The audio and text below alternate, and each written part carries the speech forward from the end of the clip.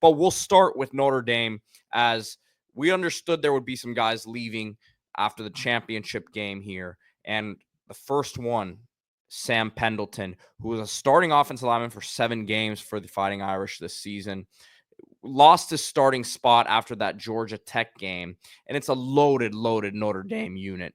But this is a redshirt freshman, which looks like he has a bright future, going to have multiple years of eligibility wherever he goes. Does not have the contact tag, so no contact tag on him. Maybe makes you feel like he has potentially an idea of where he's headed. Nonetheless, Sam Pendleton has entered the transfer portal. Yeah, I always find the no contact tag interesting, considering you're not supposed to tamper right before. So how do you make that decision that quick? It's interesting. But this is a player that's going to be highly, highly desired on the transfer portal, certainly late in the game like this, when teams may have needs that are unresolved, or they just want to add a high-quality player opportunistically. When you have these championship rosters, you do have opportunistic adds, because even though, of course, those programs are having success, you wouldn't think people would want to leave. But when you're loaded like that, there's going to be talented players that didn't get the opportunity they felt they deserved. Looking at Pendleton, 6'4", 310, not the longest player, but good size. You watch his high school stuff, incredible power. He's knocking people back.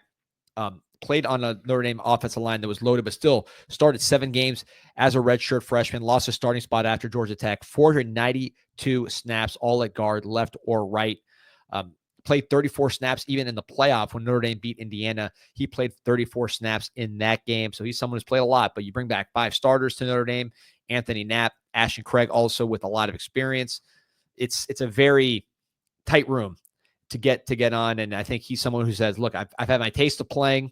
I want guaranteed starting spots going forward. Now that I've played a little bit, I know I can handle it. And I believe I can do that somewhere else. So you look at the no contact tag. This is a player originally from Lawsonville, North Carolina.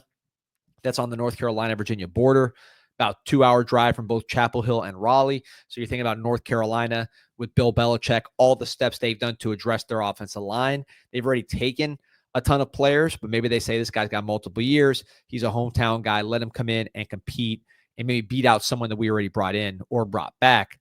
North Carolina State, a school he looked at a ton out of high school. Could they be a factor? They need players to protect their prize quarterback, C.J. Bailey, who had a really nice freshman year and looks to be what they're building around there in North Carolina State. He had extension. That's funny saying extension, talking about high school or college kids that were in high school a year before. But he signed a big extension with North Carolina State's collective. So clearly they're building around C.J. Bailey. This would be a step to protect him, kind of circling back on a recruiting battle that you lost out of high school. Florida State, go on his Twitter.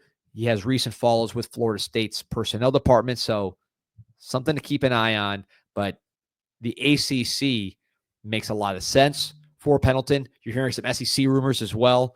So either way, most likely to come south somewhere. Now it's a question of how south does he go? And if you're Pendleton, you got to be going into wherever you're headed with some confidence. You're not really, yes, you're looking at the depth chart, because obviously you're leaving a situation at Notre Dame where that has to play a factor. It's a loaded room. You were a starter. You're not the starter anymore, but you still started 7 games over there. So you have to say, man, I was just a starter on, a top 5 unit, top 10 unit in the country. I think everyone would pretty much agree with that. I can pretty much play. I feel like I can play anywhere that I go. And he was someone that wasn't exactly penciled in to start this year. He had a big camp, which allowed him to win a job at guard that I think was not necessarily expected. So, he's proved doubters wrong before. Now having been benched, which it's funny because if he would have not won the job and just kind of gone through that normal progression, maybe he's not in the portal. But the fact that he won it and then was benched seems like that really took a lot out of him as far as his future at Notre Dame. He had a great GIF playing Texas A&M, that opener, blew him a kiss that went pretty viral. So even if Notre Dame doesn't keep the player, they at least keep the GIF and use it in the future when offensive linemen want to make a statement. Here it is to other teams. There we go. No, it's good stuff. Good stuff there from the Notre Dame media team. And I will say to you, I said at the start of the show, and we have this thing titled "The Notre Dame Transfers Have Begun."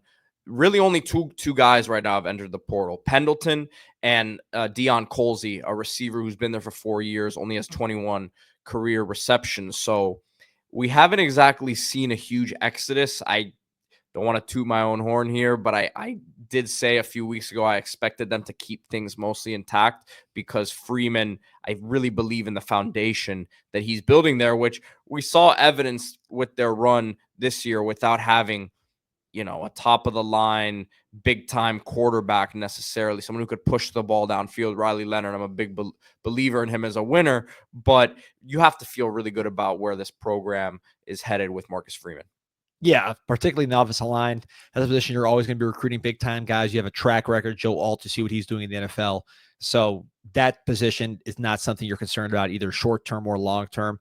But Pendleton, man, good player. I mentioned in high school he was knocking guys around, even at Texas A&M and some of the games on their schedule here at the college level. You just see he's got natural knockback ability. He's not someone going to wrestle you down or just finesse you. He's going to strike you and knock you on your butt. So a brawler and someone that any of these ACC teams could use. And I'm sure there will be SEC interest as well.